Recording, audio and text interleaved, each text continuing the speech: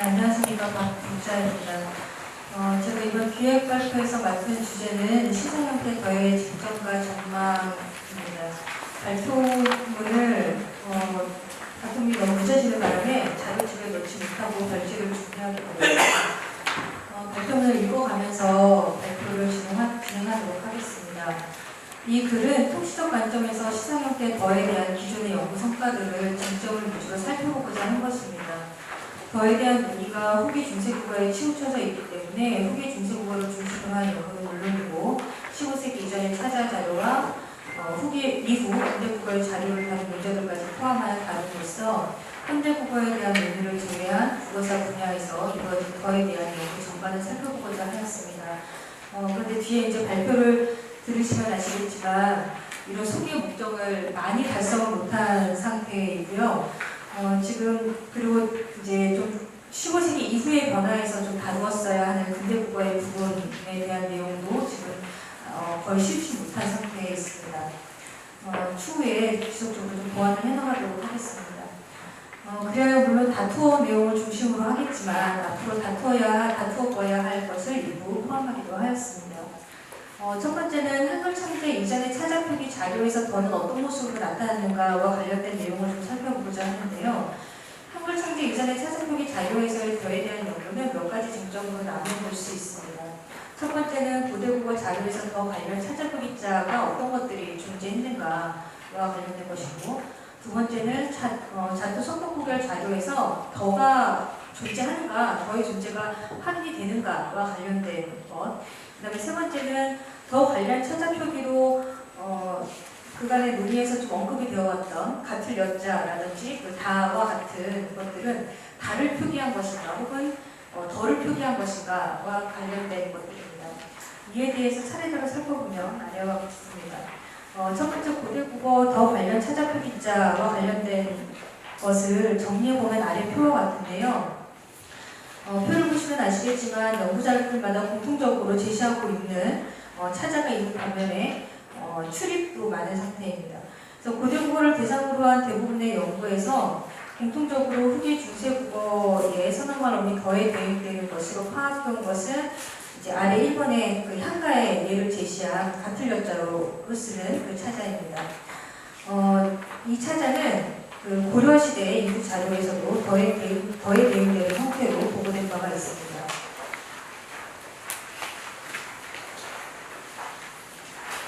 이 외에 그 돈, 그다음에 이제 탄자로 차자한 가로 읽기도 하는 것, 그다음에 같을 분자로 쓴 역시 가로 읽기도 하는 것, 그다음에 식자로 쓴 두로 읽기도 하는 것 등에 대해서 선언말 어미 더와 관련된 것으로 보기도 하지만 달리 해석된 경우도 적지 않습니다. 관련 예를 제시하면 아래와 같습니다. 이 가의 도는 몇몇 선생님들을 제외하면 김한진 선생님이 이제 한가 해독과 관련된 것이라든지 박지원 선생님이나 남풍 선생님께서 고대 국어에 대한 그 연구를 고대 국어의 문법을 정리한 내용 등에서 대체로 우럴던, 우럴돈 등으로 읽고 이 돈을 더와 관련된 형태로 파악하고 있습니다. 그리고 이 나이에 그 탄자로 이제 적힌, 한가에서 탄자로 적힌 것은 음독해서 단위나 단위 정도로 읽는 것에 대체로 일치하고 있습니다. 이것도 김한진 선생님이나 이포 선생님의 그 한가 해석에 대한 연구에서 더에 대응되는 것으로 파악한 견해도 있지만, 감탄이라든지 의문이라든지 등등의 것으로 해석을 해오기로 해서 의견의 일치가 잘 이루어지지 않는 부분이기도 합니다. 이 다의 그 같을 등자를 쓴 그 종결형 쪽에 나타나는 것은 한가를 해석한 연구들에서는 정열만 선생님이나 김한진 선생님처럼 다야로 읽고 종결형으로 파악하는 견해도 있지만 한가 해석의 연구에서는 대체로 더라, 다라, 드라 정도로 읽고 이때 같을 등자를 더로 파악하는 견해가 더 주류를 이루었습니다. 하지만 근래에는 안병희 선생님이나 이현희 선생님, 그 다음에 김영만 선생님, 정정 선생님, 박지원 선생님, 박지원 선생님, 그 다음에 김주호 선생님 등등에서처럼 다야로 읽는 것에 견해가 일치되고 있습니다. 다만 이때 다야로 읽고 종결형 쪽으로 본다고 할 때 이것을 따녀와 관련된 것으로 볼 것인가 아니면 석극구결의 시옷겨와 관련된 것으로 볼 것인가 하는 데에는 좀 입장의 차이가 있습니다. 그 다음에 이 나의 경우에는 더라, 두라 정도로 읽으면서 이 둘치자로 적은 이 차자를 선어말 어미 대응되는 것으로 파악한 견해가 있는가 하면 역시 두야나 도야 정도로 읽고 감탄과 관련된 것으로 파악하기도 했습니다. 최근에는 김성주 선생님이나 김주호 선생님처럼 한글을 해독한 그 연구들에서 모두 후자의 입장, 그러니까 두야나 도야 정도로 읽고 감탄의 의미로 파악하고자 하는 입장이 주류를 이루고 있는 것 같습니다. 이상에서 볼 수 있는 것처럼 고대국어식이 더 관련 차자표기자의 그 학자들마다의 견해가 조금 있기는 하지만 이 가틀려자로 차자하는 것이 차자한 것을 선어말음의 더에 해당하는 것으로 보고 그래서 고대국어의 더가 존재했다라고 하는 사실에는 이견이 없는 것 같습니다. 다만 그 용례가 매우 적어서 세밀한 논의를 하는 데에는 다소 어려움이 있을 뿐입니다. 두 번째, 자토 석교구별 자료에서의 더가 존재하는가와 관련돼서도 이견이 좀 있습니다. 그 정재훈 선생님의 98년 논문에서는 그 3페이지에 제시한 구역인환경의 예를 들고 이때의 달을 해석과 선어말어미와 관련된 것으로 파악하는 것이 자연스럽다고 했습니다. 이것은 이승재 선생님과 박준호 선생님에도 이제 이어지는 것인데요. 그래서 이제 자토 석교구별에서 더의 존재를 인정해 왔는데 다만 이승재 선생님의 논의에서와 박준호 선생님의 논의에서 더의 존재를 확인하는 문헌에 좀 차이가 있습니다. 그래서 이승재 선생님은 구역인환경이 나타나는 것만이 확인된다라고 이제 말씀하신 반면에 박준호 선생님은 구역인환경과 금강명경에서 나타나는 예가 뒤에 제시한 3다의 예가 석도구별에서는 현재까지 발견된 더와 관련된 전부이다라는 언급을 하셨습니다.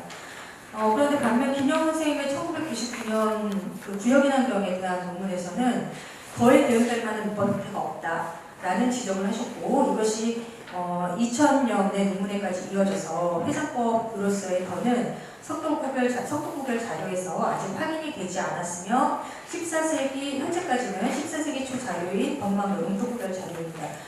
이것이 최초인 듯하다라고 해서 자토 석도구별 자료에서는 더가 나타나지 않는다는 입장에 있었습니다. 그러나 이후에 그 장경준 선생님의 2007년 그 학위 논문에서 그 육아사지론 권 20의 기입된 구별자 다를 설명하는 내용에 종결어미 이외에도 과거 내지 회상의 의미를 표현하는 선어말 어미 더가 한예 있음이 지적이 되었고 이후에 석도구별 자료라든지 그다음에 김주호 선생님의 논문, 그다음에 최근에 그 문효수 선생님의 논문들 우수 연구에서도 대체로 13세기 자료로 추정되는 구역인환경, 금강명경, 육아사지론 등의 다음 예를 중세국어의 더에 대응되는 선어말 어미로 파악하고 있습니다. 또 최근에 발견된 그 자토 속도구별 자료에 자토 속도구별 자료 자기도령 창법에도 더로 파악되는 예가 있으니 문현수 선생님의 2018년 논문에서 그 지적한 바 있습니다. 그 관련 예를 제시하면 3의 3과 같습니다. 그 앞에 제시한 기존의 연구를 통해서 알 수 있듯이 이런 예들은 상가의 구역인환경의 다는 자토 속도구별 자료에서 더로 인정하는 더와 관련된 것으로 인정하는 선행 연구들에서는 공통적으로 확인된 것인 반면에 3나에서 3라 그러니까 금강명경과 육아사지론의 다에 대해서는 다소 차이가 있었습니다.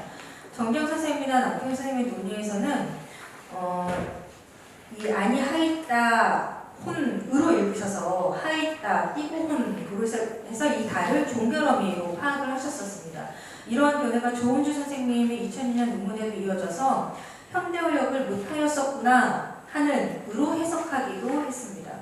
그런데 최근에 이 부분이 아니하있다 온으로 재해석되면서 거기 원문에 띄어쓰기가 되어 있는데요. 붙이셔야 할 것 같습니다. 아니하있다 온으로 재해석되면서 과거의 상황과 관련된 선어말 어미 다로 수정된 것입니다. 문현수 선생님은 2015년 그 글에서 이 부분과 관련해서 다를 평소용 정교름이 다로 보지 않고 중세 한국어의 과거시상 선어말 어미 더로 본다면 이 아니하있다 온은 중세 한국어의 하야 있다 온 니은의 선택의 가능성이 있다라고 언급을 하기도 하셨습니다. 세 번째, 더와 관련된 차자표기의 이 두 가지의 도법과 관련된 문제입니다. 이 가톨력자로 차자하는 것이나 이 다는 더 견해와 다루 있는 견해를 대별됩니다. 물론 이 두 글자는 모두 그 종별형으로 많이 쓰이기 때문에 종별형으로 쓰일 때에는 그 글자의 본자와 본자의 혹은 훈과 해당 문법 효소의 그 음상이 서로 일치해서 그 어떤 문법을 읽을 것인가와 관련된 문제가 별로 대두되지 않았었는데요.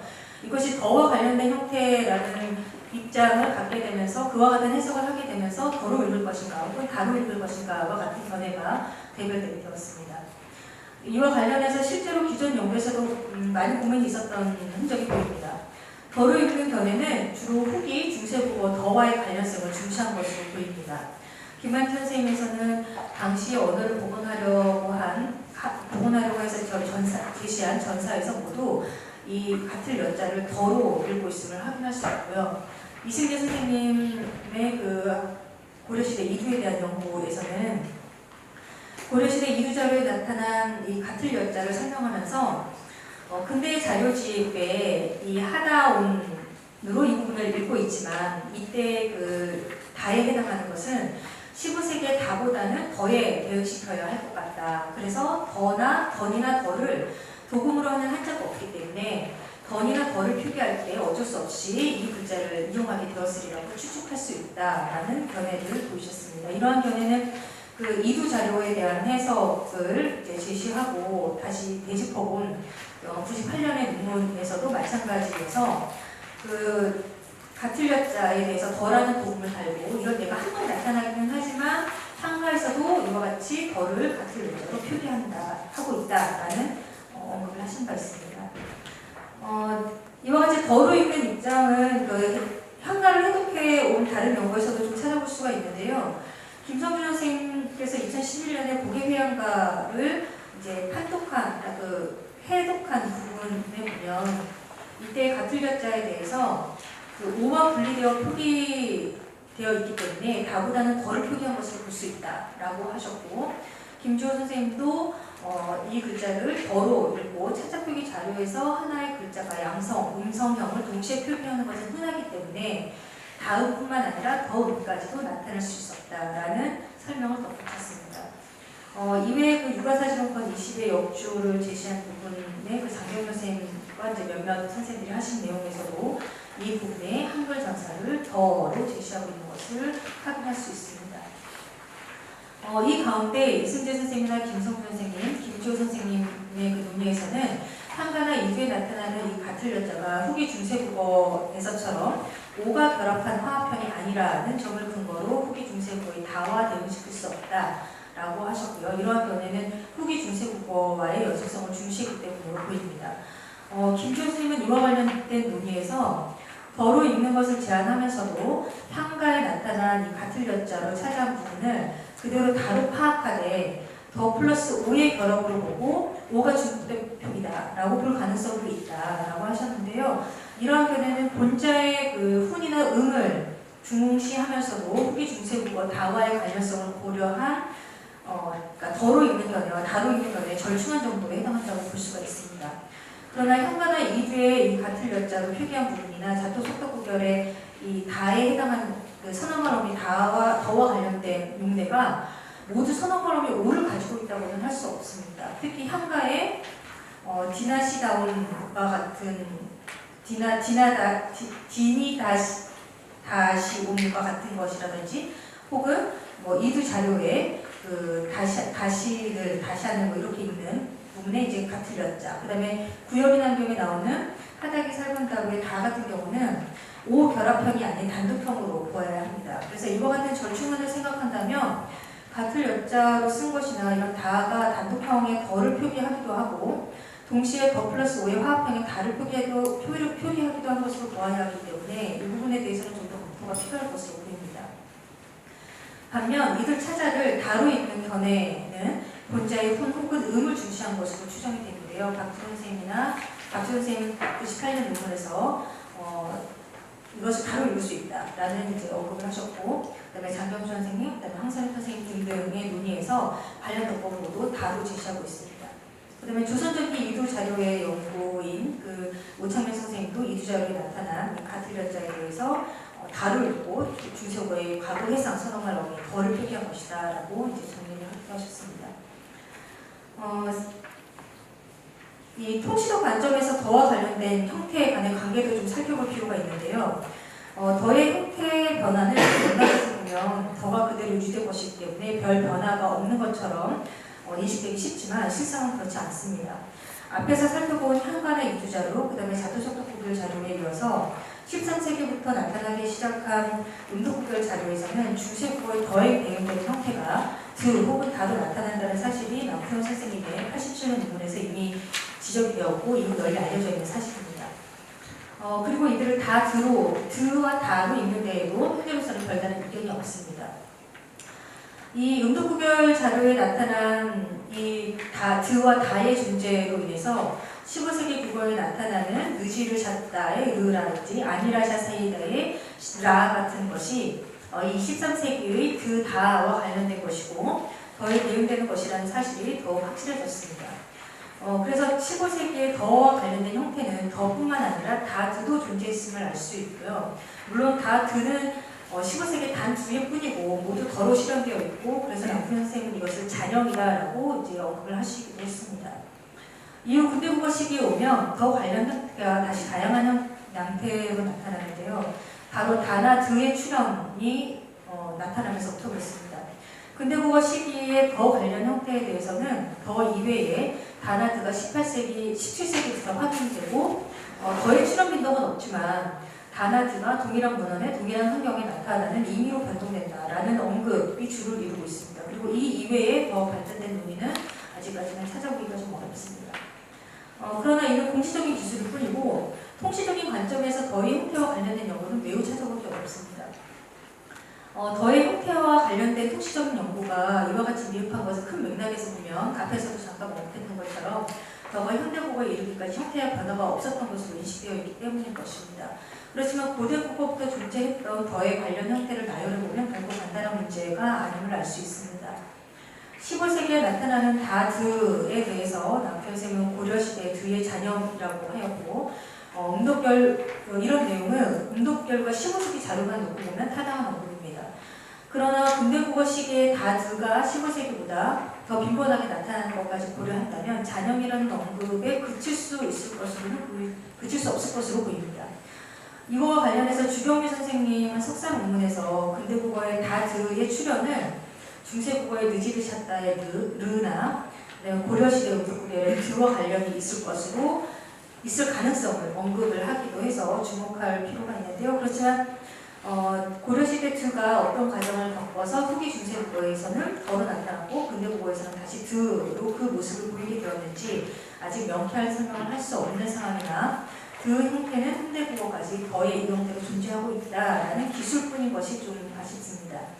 그런데 고려시대 음독구별 자료의 다, 드에서 후기 중세국어의 더, 그다음에 근대국어의 다, 드를 일직선상에 놓고 그 연속성을 설명할 수 있을 것인가에 대해서는 다소 의문을 가질 수밖에 없습니다.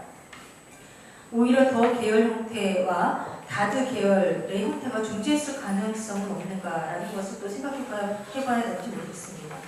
물론 이와 같이 두 계열의 선언을 우리가 존재했다고 하더라도 후기 중세국어 시기에는 왜 더만 나타나고 다드가 잘 보이지 않았는지에 대해서는 여전히 설명이 필요합니다. 뿐만 아니라 이 현가나 자토속도구별의 보임 다와 음도구별의 다, 드의 관계 또한 설명이 쉽지 않은 부분입니다. 이와 관련해서 박재현 선생님의 2016년 글에 신라어의 문법을 설명한 내용인데요. 중세어의 선어문어미 더에 대응되는 형태로 신라어에 존재했다고 하면서 앞에 한가에 제시했던 다, 돔, 다의 예를 제시하였습니다. 그러면서 본래 형태는 다드였던 듯하고 이 뒤에 다른 어미가 올 때 형태 음소부족 변동이 꽤 심하게 일어났던 듯하다라는 언급을 한 바 있는데 이러한 언급은 13세기 말부터 나오는 음도구별의 다드, 그 다음에 15세기의 아니라샤 사이다 느지르 샤다의 라르, 그 다음에 근대국어식 다드로까지 이어지는 연속성을 파악할 수 있는 것이어서 좀 흥미롭게 생각이 됩니다. 다만 이와 같은 연속성이 파악된다고 하더라도 더의 형태와 관련된 문제가 모두 해결되는 것은 아니어서 앞으로 좀 더 깊이 있는 연구가 필요합니다. 후기 중세국어 이후로도 통시적 관점에서 더 관련 형태에 대한 그간 큰 관심을 가져오지 않았지만 문헌별로 그리고 환경별로 더, 다, 드가 어떤 양식으로 나타나는지 나타나는지를 좀 더 세밀히 살펴볼 필요가 있고요. 이런 의미에서 그 오민석 선생님이 청원 5월대를 대상으로 기술한 내용에 보면 더의 이용태로 가 다수 출현하는데 관형사용어미 은과 결합하였을 때만 나타나는 규칙성이 발견된다라는 지적이 그 시작이 될 수도 있을 것 같습니다. 이러한 정보가 좀 쌓인다면 드에 대한 유의미한 사실이 드러날 수도 있을 듯합니다. 그 다음으로 살펴볼 내용은 훈계 중시효과 더의 기능과 범죄적 성격에 대한 것인데요. 앞선 그 나에 대한 그 두 분 선생님의 발표에서와 마찬가지로 더의 경우도 중세국어 시기에 여러 가지 관점에서의 논의가 있었습니다. 그 아래 표로 이제 대략적인 내용을 정리했고 이것을 다시 세 가지의 입장으로 나눈다면 더를 서법적인 것으로 해석한 연구도 있고 시제와 동작상의 복합적인 시상 형태로 해석한 연구도 있고 더를 시제, 서법, 동작상, 독합체로 해석한 연구도 있습니다. 그런데 과거의 사태를 표현하는 데 있어서 더가 항상 쓰인다는 점을 생각해 본다면 시제와 동작상으로 보는 것이 현재로서는 가장 주류를 이루고 있는 것이 아닐까 싶습니다.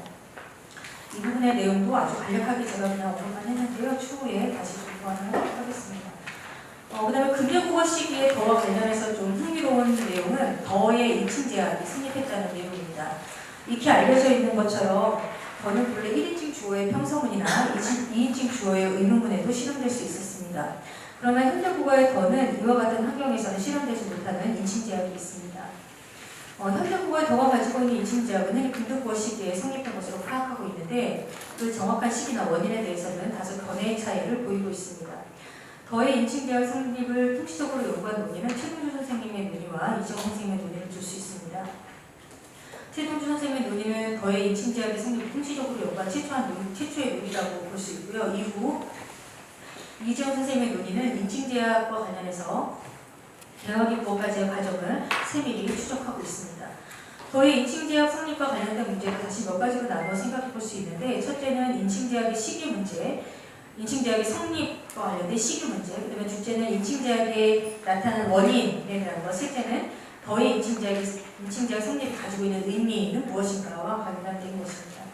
첫 번째 인칭제약 성립 시기와 관련된 것을 좀 살펴보자면 최동주 선생님께서는 오준정변에는 구체적이고 정확하다라고 하면서 변화는 일어났지만 환자들에게 더가 어색하게 느껴졌음을 표현한 것으로 해석을 하는 것이 더 좋지 않겠냐라는 이제 의견을 제시한 바 있으십니다. 그래서 이제 인칭제약이 19세기 말 이전에 생긴 것으로는 봐야 한다라는 입장이십니다.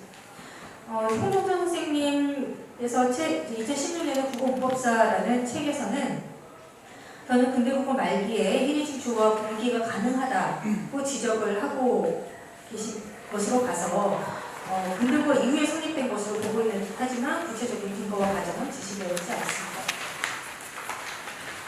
이상의 논의를 통해서 알 수 있는 더의 인칭제약과 관련된 사실을 정리하면 아래와 같습니다. 18세기 말의 인어대방에서 종결형의 더가 인칭제약을 어기는 예가 위반하는 예가 나타나지 않는다는 것, 그 다음에 이제 종결 던의의 경우에 중정인어대방에서 어떤 일로 수정된다는 것, 그 다음에 19세기에 19사례 원에서는 아직 인칭제약을 위반하는 예가 나타난다는 것, 그 다음에 개일의 지적, 그 다음에 20세기 초 신서설에 인칭제약을 위반하는 예가 아직 나타나고 있다는 등등의 것들을 우리가 볼 수 있는데요. 언어의 변화가 다양한 모습으로 반영되어 있는 문헌 자료를 어떻게 해석하는가는 국어사 연구에서 늘 대두되는 문제입니다. 더의 인칭제약에 대한 것도 마찬가지인데 그래서 더욱 다양한 자료를 종합적으로 살펴볼 필요가 있습니다. 이정 선생님이 지적하고 있는 것처럼 더의 인칭제약과 관련된 문제는 단지 인칭제약을 위반하는 예들이 언제까지 발견되느냐 하는 소극적인 방법에 의존할 수밖에 없습니다. 그렇다면 더의 인칭제약과 관련된 기술은 언제 발성하였느냐 보다 언제 완성되었는가를 기술하는 데 초점을 두는 것이 더 좋지 않을까 싶기도 합니다. 동시에 최종수 선생님은 인칭제약을 위반하는 예들의 출현이 인칭제약이 아직 성립하지 않았음을 보장해주는 것은 아니다라는 점도 유의할 필요가 있다라고 했습니다. 그래서 2002년 논문에서 일부 문헌에 국한되지만 1인칭 주어와 어때의 출현을 비교하는 것 등은 더의 인칭제약 성립과 관련된 문헌에 반영된 현상을 해석하는 데 보다 객관성을 확보할 수 있는 방법이 될 것으로 보입니다. 이 두 선생님의 논의 이외에 아직까지 실시성 연구에서 인칭제약의 성립 과정을 정밀하게 살펴본 논의는 좀 찾기 어려운데요. 2002년 최동수 선생님의 논의에서처럼 문헌별로 인칭제약을 일반하는 예의 출현 비율, 환경, 문헌의 특성 등을 고려한 보다 자세한 논의가 필요할 것으로 보입니다. 인칭제약의 성립의 원인에 대해서도 이제 두 분의 견해가 약간 차이가 있습니다. 최동수 선생님은 어세 문법화 이후에 종결론에서는 어세 문법화가 완성되어 있는 게 시대체계의 압력 때문에 이런 인칭제약이 발생했고, 그다음에 연결론에서는 종결법 더의 영향으로 인칭제약이 성립됐다 보고 있는데, 거기에 이제 이시영 선생님은 한 가지 더 보태셔서 어세 문법화로 인한 것은 더가 서법 요소가 된 것은 어세 문법화로 인한 것이고, 인칭제약의 발생은 그 증거로 볼 수 있다라는 내용을 덧붙이셨습니다. 마지막으로 더시와 시도의 공전형에 대한 해석을 잠깐 살펴보도록 하겠습니다. 더시와 시도의 공전형이 후기 중세국어에부터 나타났다는 사실은 이미 이렇게 알려져 있는데요. 이들이 서나음말 어미 통합순서가 반영된 것이라는 것으로 이제 대부분 이해를 해왔습니다. 이와 관련해서 몇 가지로 나눠볼 수 있는데, 첫 번째는 더의 통합순서가 변한 것이냐, 혹은 시의 통합순서가 변한 것이냐의 문제입니다. 전자의 입장에서는 더의 통합순서가 뒤로 변했다는 입장이고, 후자의 경우에는 시의 통합순서가 앞으로 재배열됐다는 입장인데, 이것은 통합순서가 변화한 원인을 파악하는 문제와 직결되어 있습니다. 그래서 그 두 번째는 통합순서의 변화 원인을 더와 관련된 것으로 볼 것인가, 시와 관련된 것으로 볼 것인가의 문제입니다. 통합순서의 변화의 원인을 더와 관련된 것으로 보는 입장에서는 결국 더시, 시도의 공존형이 더의 순서 변화 때문에 생긴 것이다 라고 이해하는 것이고, 반면 통합순서 변화의 원인을 시와 관련된 것으로 보는 입장에서는 이들 공전형이 시의 순서 변화 때문에 나타난 것으로 이해하는 것입니다. 물론 이것 이외에 이 더시와 시더의 공전형, 그 다음에 그것의 통합순서의 변화 원인을 더와 시 이외 다른 데에서도 파악하는 경우도 있습니다. 우선 더의 순서 변화로 나타난 공전형이고 그 원인도 더에 관련이 되어 있다라는 입장이 주류를 이루고 있는데요. 이들은 대체로 시는 고정된 성격을 지닌 것이고 기능의 변화가 없는 것으로 보기 때문에 통합순서의 변화가 있기 위해서는 더의 기능 변화가 있어야 한다라는 입장이 있습니다. 구체적인 내용은 넘어가도록 하겠습니다. 그 다음에 10페이지에 가시면 이렇게 더의 기능 변화를 전제한 경우도 있지만 저의 경우에는 학예논문 2006년 학예논문에서 더시에서 시도의 공전형이 더의 통합순서 변화로 나타난 것이라는 데에는 앞에 제시한 논의들과 입장을 같이 하지만 더의 기능 변화를 전제하고 있지 않다는 점에서는 좀 차이가 있습니다. 이들 공전형에서 더의 의미 차이가 확인되지 않는다는 점을 들어서 이제 더의 기능 변화를 통합순서의 원인으로 본 기존의 논의와는 다른 원인을 모색하고 했던 것인데요. 14세기를 지나는 서나말 어미 목록 및 체계에 많은 변화가 있었고, 특히 시상 혹은 서법 서나말 어미들의 변화로 더를 제외하고는 모두 시 앞에 위치하지 않게 되면서 시 앞에 홀로 더만 남게 되는 상황이 생깁니다. 그래서 더가 체계 압력을 받아서 시에 후행하는 것으로 통합순서가 변화를 가져오게 된 것으로 보았습니다. 더시와 시도의 공정형을 서나말 시와 관련된 것으로 보고자 했던 견해의 대표적인 것은 이현주 선생님의 논의고요.